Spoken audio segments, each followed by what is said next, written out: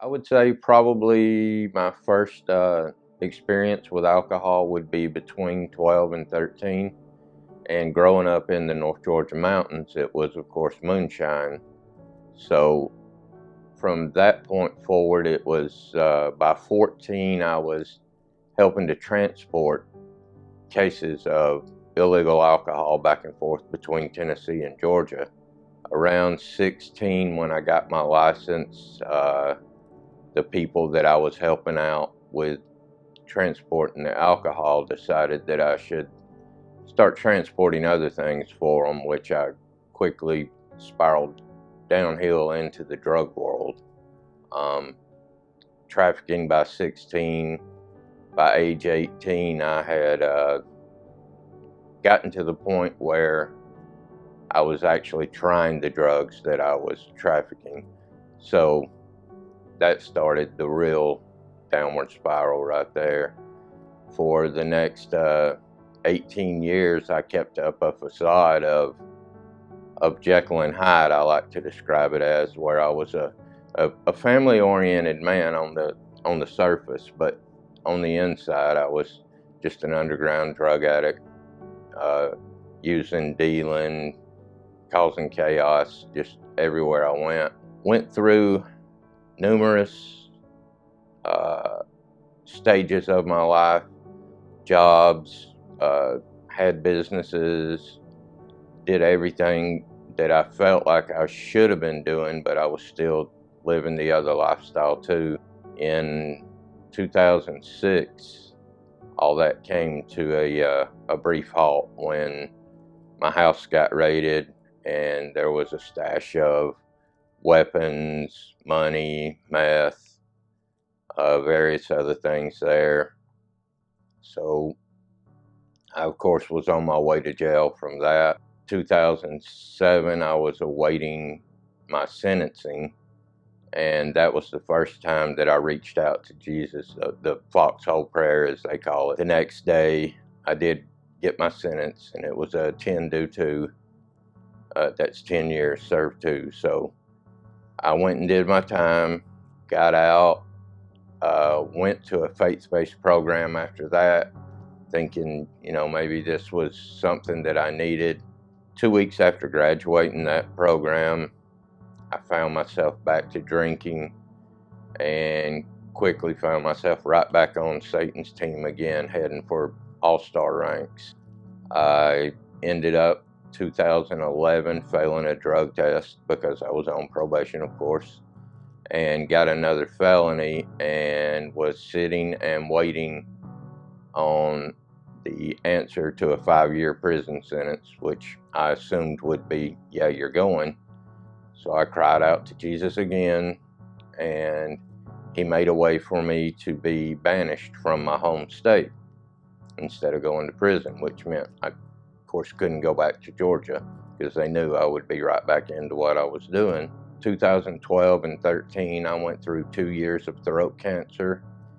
God pulled me through that, though I battled tooth and nail running as fast as I could in the opposite direction. He managed to bring me through that. That wasn't enough to bring me around to reality that I was still living a horrible lifestyle. In 2018, I was sick of my life. I did not want to live like that anymore. I had tried, I had detoxed myself, I had gone through everything I could trying to quit, but couldn't.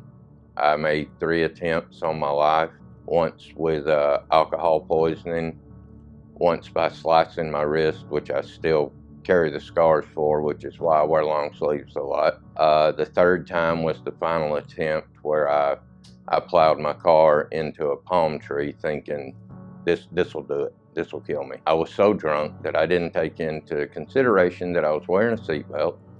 I was in the #1 rated front end collision impact car for that year. So I came out with bumps and bruises and scrapes and what have you, but no, not the answer I was looking for. God had a different plan. It went from there to jail, of course, for the DUI and the crash, and I lost everything. So while sitting in jail, I knew that technically I was homeless if I were to get out.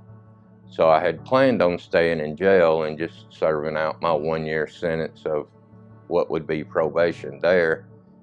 A couple of months in, God started tugging on my heart again. He said, this is not where you need to be. You need to get out and get right. So again, he made a way for me to get out, get on probation.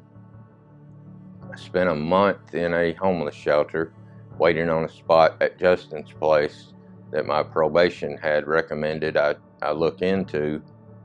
And after the first phone call to Justin's place, I knew that was where I needed to be. And so they had told me it could be 3 to 4 months, maybe even longer. And like 29 days of waiting, I get a call and they're telling me to come on in. We need to talk. So I made a way to Naples, thinking that it was just they were going to let me stay at the shelter. And I spoke with the intake coordinator, and he said, nope, we got a spot for you in this program, because he had read my story about the alcohol and the drugs, of course. And he said, if you're serious, I want you to give this program a shot. It's 1 year, faith-based. And at that point, I was already with my hands up, willing to do whatever God would give me a chance to do. So I entered the program January 31st of 2019.